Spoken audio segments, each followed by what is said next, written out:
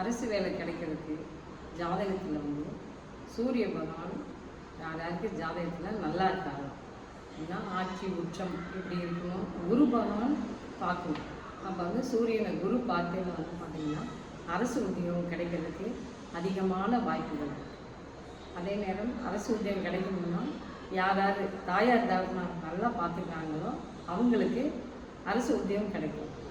நீங்களே யோசனை பண்ணி பாருங்கள். உங்களுடைய சொந்தக்காரங்களோ உங்களுக்கு தெரிஞ்சவங்களோ அரசு உத்தியோகத்தில் இருக்கவங்க பாருங்கள், அம்மா அப்பாவை நல்லா பார்த்துக்கணும்.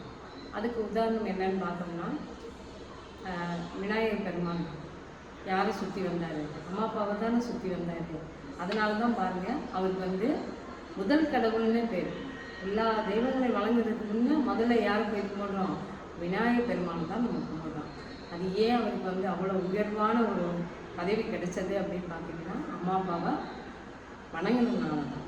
அதே மாதிரி ஒவ்வொருத்தரும் அரசு உத்தியோகம் கிடைக்கிறதுக்கு, அரசு சம்மந்தப்பட்ட துறைகளில் போகிறதுக்கோ, கமிஷன் கான்ட்ராக்ட் போகிறதுக்கோ, இதுக்கெல்லாம் வந்து பார்த்திங்கன்னா உங்களுக்கு அரசு சம்மந்தப்பட்ட வேலை கிடைக்கிறதுக்கு அதிகமான வாய்ப்பு என்னன்னு பார்த்தோம்னா, அம்மா அப்பாவை நல்லா பார்த்துக்கிறது. அதே நேரம் சூரிய நமஸ்காரம் பண்ணணும். இப்போ நவகிரகங்களில் 9 கிரகங்களில் நம்ம தினமும் பார்க்கக்கூடிய தெய்வம் எதுன்னு பார்த்தோம்னா சூரிய பகவான் சந்திர பகவான் தான். அந்த சூரிய பகவான் சந்திர பகவான் வந்து நம்ம வந்து வழிபாடு பண்ணணும். ஏன் நம்ம வீட்டுக்கு முன்னாடி நம்ம தினம் பார்த்துக்கணும்.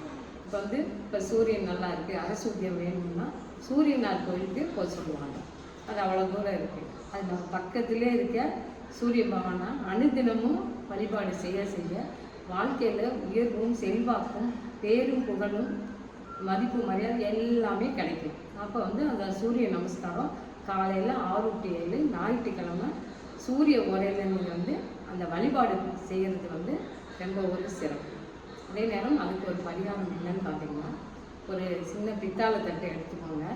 அந்த தட்டில் வந்து யார் அரசு சம்மந்தப்பட்ட வேலைக்கு போகணும், நம்ம எக்ஸாம் எழுதுகிறோமோ அவங்கெல்லாம் பார்த்திங்கன்னா அதுக்கு நல்ல ஒரு குறிக்கோள் வச்சுருந்தா தான் அந்த இலக்கவே அடைய முடியும். அவங்கெல்லாம் வந்து பார்த்திங்கன்னா ஒரு பித்தாளை தட்டில் ஒரு கைப்பிடி, ஒரே ஒரு கைப்பிடி தான் கோதுமை, அந்த கோதுமையை அந்த தட்டில் பரப்பிட்டு ஒரே ஒரு அரசையில் வச்சு, வீட்டில் கோதுமை மாவு எப்படி இருக்கும் அதில் வந்து சின்னதாக மாவளக்கு மாதிரி ஒரு விளக்கு செஞ்சு நீங்கள் அதை வச்சு கோதுமையில் வந்து ஞாயிற்றுக்கிழமை 6 to 7 நீங்கள் வந்து பார்த்திங்கன்னா வீட்டிலே சூரிய பகவான் சிவபெருமானையும் நினச்சிட்டு விளக்கு போட உங்களுக்கு வந்து அரசு உத்தியோகத்துக்கு போகிறதுக்கு வாய்ப்புகள் அதிகமாக கிடைக்கும். அதே நேரம் இன்டர்வியூலாம் சக்ஸஸ் ஆகிடலாம்.